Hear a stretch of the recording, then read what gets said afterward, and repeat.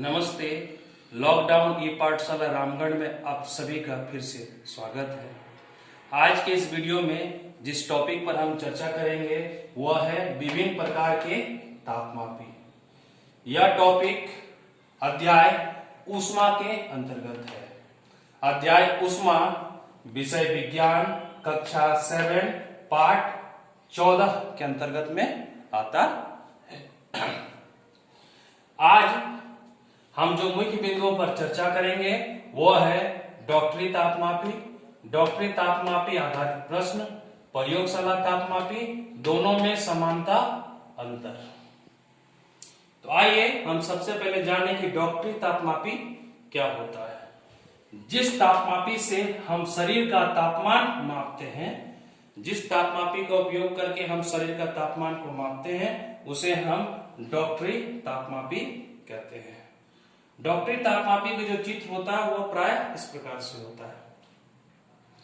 हम इस चित्र में यह देख पा रहे हैं कि यह एक लंबी बारीक कांच की नली है जो समान व्यास का होता है। इसका व्यास क्या होता है? यहां से यहां तक समान होता है। इसके सिरे पर एक बल्ब होता है जो कि सिल्वर कलर का होता है। इस बल्ब में पारा भरा हुआ होता है। इस बल्ब में क्या भरा हुआ रहता है? पारा। इस बल्ब के नीचे विभंग होता है जो कुछ इस प्रकार की आकृति का होता है। इसे हम किंख भी कहते हैं। कांच की नली के ऊपर स्केल अंकित होता है। यहां पर हम देख पा रहे हैं कि अंकित किया गया है 35 degree Celsius, 37 degree Celsius, 42 degree Celsius. इस तरह से हम यहां देख पा रहे हैं कि कुछ यहां पर स्केल अंकित किया गया है। हम अगर लंबाई की बात करें तो लंबाई को हम जिस इकाई से मापते हैं उसे हम क्या कहते हैं? मीटर या सेंटीमीटर। ठीक उसी प्रकार जब हम तापमान को मापते हैं तो उसे हम डिग्री सेल्सियस कहते हैं या फिर डिग्री फ़ारेनहाइट कहते हैं। डिग्री सी या डिग्री एफ से हम तापमान को मापते हैं। इसीलिए यहां पर हम देख पा रहे हैं कि 35 डिग्री सी लिखा गया है या फिर 94 डिग्री एफ लिखा गया है। हम इसमें यह देख पा रहे हैं कि जो डॉक्टरी तापमापी है इसका जो परिसर है वह 35 डिग्री सेल्सियस से 42 डिग्री सेल्सियस तक होता है। अगर हम उसे फ़ारेनहाइट के संदर्भ में देखें तो 94 डिग्री एफ से 108 डिग्री एफ तक होता है। हम जानते हैं कि जो मानव शरीर का सामान्य ताप होता है वो कितना होता है? 37 डिग्री सेल्सियस होता है। ये बहुत ही इंपॉर्टेंट क्वेश्चन है। यह प्रश्न ऐसा भी पूछा सकता है कि मानव शरीर का औसत ताप क्या होता है, तब भी यही आंसर होगा 37 डिग्री सेल्सियस। औसत ताप का यह मतलब है कि यहाँ पर कुछ पर्सन का ताप लिया जाता है और उसका हम एवरेज निकालते हैं। तो इसको हम सामान्य ताप भी बोल सकते हैं और औसत ताप भी बोल सकते हैं। अब आइए हम दूसरे टॉपिक पर चर्चा करें कि डॉक्टरी तापमापी आधारित प्रश्न। अब आइए इसके आधारित कुछ प्रश्न देखते हैं। पहला क्वेश्चन है कि तापमापी में पारों का प्रयोग क्यों किया जाता है? अगर डॉक्टरी तापमापी है तो इसमें भी हम पारा का प्रयोग करते हैं और प्रयोगशाला तापमापी है तो इसमें भी हम पारा का प्रयोग करते हैं। आखिर किस कारण से पारा का प्रयोग दोनों तापमापी में करते हैं? इसका कारण यह है कि पारा जो है वो ऊष्मा का सुचालक होता है। हम अध्याय मेटल्स नॉन मेटल्स धातु और अधातु अध्याय में हम देखे हैं कि जो पारा होता है वो क्या होता है? ऊष्मा का सुचालक होता है। हम जानते हैं कि पारा जो है वह धातु में आता है। दूसरा यह कारण है कि यह चमकीला होता है। पारा जो है वो चमकीला होता है। चमकीला होने के कारण इसे हम कांच की नली में आराम से देख सकते हैं। तीसरा यह कारण है कि यह एक तरल धातु है। तरल धातु होने के कारण जब उसमें ऊष्मा पड़ता है तो धीरे धीरे तरल धातु आगे बढ़ने लगता है और वो एक समान इस कांच की नली में बढ़ता है। चौथा यह कारण है कि यह शीशे में चिपकता नहीं है। जब आपका पारा इस कांच की नली में आगे बढ़ता है तो यह आपको लगता होगा ये चिपक जाता होगा, नहीं, ये चिपकता नहीं है। इसका यह भी गुण है कि यह चिपकता नहीं है।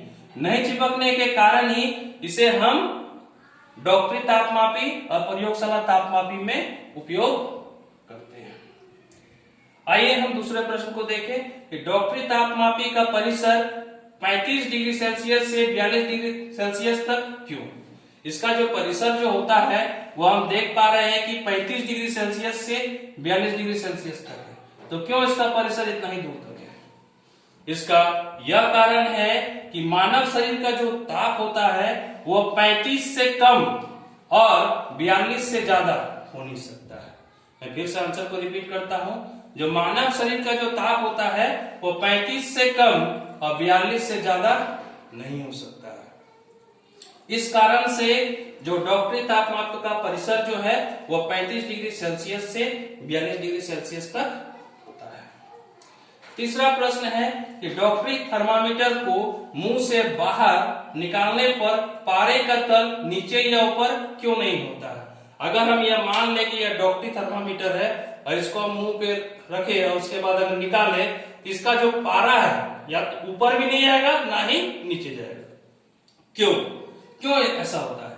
इसका कारण यह है कि जो डॉक्टरी तापमापी है उसमें विभंग होता है, जिसे हम किंक भी बोलते हैं। विभंग के कारण पारा का तल नीचे नहीं आता ना ही ऊपर जाता है। विभंग का जो डिजाइन होता है वो कुछ इस प्रकार से होता है, यहाँ पर देख पा रहे हैं, यहाँ पर इस तरह आकृति से बना रहता है, जिसके कारण पारे का तल नीचे या ऊपर नहीं जाता है।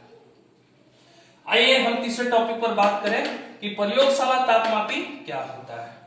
प्रयोगशाला तापमापी पदार्थ का तापमान देखने के लिए उपयोग में लाते हैं। प्रयोगशाला तापमापी का उपयोग क्या करते हैं कि कोई पदार्थ है उसका अगर हम तापमान देखना चाहते हैं तो उसके लिए हम प्रयोगशाला तापमापी का प्रयोग करेंगे। उदाहरण के तौर पर अगर पानी गर्म है और हम जानना चाहते हैं कि पानी कितना गर्म है तो प्रयोगशाला तापमापी से उसे हम माप सकते हैं। ठीक उसी प्रकार अगर पानी ठंडा है और हम मापना चाहते हैं कि पानी कितना ठंडा है तो हम प्रयोगशाला तापमापी से उसे माप सकते हैं। प्रयोगशाला तापमापी का जो परिसर होता है वो -10 डिग्री सेल्सियस से 110 डिग्री सेल्सियस तक होता है। गौर करें इसका परिसर जो है वो 35 डिग्री सेल्सियस से 42 डिग्री सेल्सियस तक होता है। किसका? डॉक्टरी तापमापी का। और प्रयोगशाला तापमापी का जो परिसर है वो -10 डिग्री सेल्सियस से 110 डिग्री सेल्सियस तक होता है। इसमें हम यह भी समझेंगे कि प्रयोगशाला तापमापी का जब हम प्रयोग करेंगे तब जब भी हम तापमान उसका देखेंगे तो जिस वस्तु में हम उसको तापमान देख रहे हैं उसी समय उस वस्तु में उसका तापमान देख लेंगे।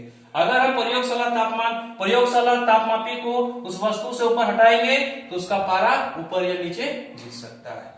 क्यों गिर सकता है? क्योंकि उसमें विभंग नहीं होता है। गौर करें कि डॉक्टरी तापमापी में विभंग होता है और प्रयोगशाला तापमापी में विभंग नहीं होता है, जिसके कारण इसका पारा ऊपर या नीचे हो सकता है। जब भी हम इसको मान लीजिए कोई ये गर्म पानी है, गर्म पानी के अंदर प्रयोगशाला तापमापी को डाले, इसको अगर उठा के मेजर करेंगे तो इसका जो तापमान है वो घट भी सकता है बढ़ भी सकता है। क्यों घट बढ़ सकता है? क्योंकि उसमें विभंग नहीं है। अब आइए हम जाने कि दोनों में समानता क्या है। डॉक्टरी तापमापी और प्रयोगशाला तापमापी में क्या समानता है? दोनों में यह समानता है कि दोनों में पारा का प्रयोग होता है। डॉक्टरी तापमापी में पारा का प्रयोग करते हैं और प्रयोगशाला तापमापी में भी पारा का प्रयोग करते हैं। दूसरा यह समानता है कि इसमें जो हम देख पा रहे हैं कि यह कांच की नली से बनी होती है। ठीक उसी प्रकार प्रयोगशाला तापमापी भी जो है वो कांच की नली से बनी होती है। तीसरा यह समानता है कि इसमें भी हम तापमान मापते हैं, डॉक्टरी तापमापी में भी तापमान मापते हैं और प्रयोगशाला तापमापी में भी तापमान को हम मापते हैं। तो 3 समानता हमने देखा। पहला, पारा का प्रयोग दोनों में होता है, दोनों जो है कांच की नली में बना होता है, और तीसरा दोनों में हम तापमान को मापते हैं। अब आइए जाने कि दोनों में अंतर क्या होता है, दोनों में क्या असमताएं हैं। डॉक्टरी तापमापी में मैंने बताया कि इसमें विभंग होता है और प्रयोगशाला तापमापी में विभंग नहीं होता है। इसमें डॉक्टरी तापमापी में विभंग होता है, प्रयोगशाला तापमापी में विभंग नहीं होता है।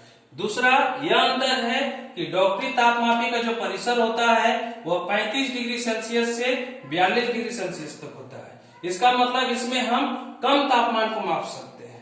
और प्रयोगशाला तापमापी का परिसर जो होता है वो -10 डिग्री सेल्सियस से 110 डिग्री सेल्सियस तक होता है। इसका मतलब इसमें हम ज्यादा तापमान तक माप सकते हैं। तो इस तरह से आज जिस टॉपिक पर हम लोग बात की है और उस टॉपिक के अंतर्गत जिस बिंदुओं पर चर्चा किए वह यह है डॉक्टरी तापमापी आधारित प्रश्न, प्रयोगशाला तापमापी, दोनों में समानता अथवा अंतर। इस तरह से आज का यह वीडियो यहीं पर समाप्त होता है। तब तक के लिए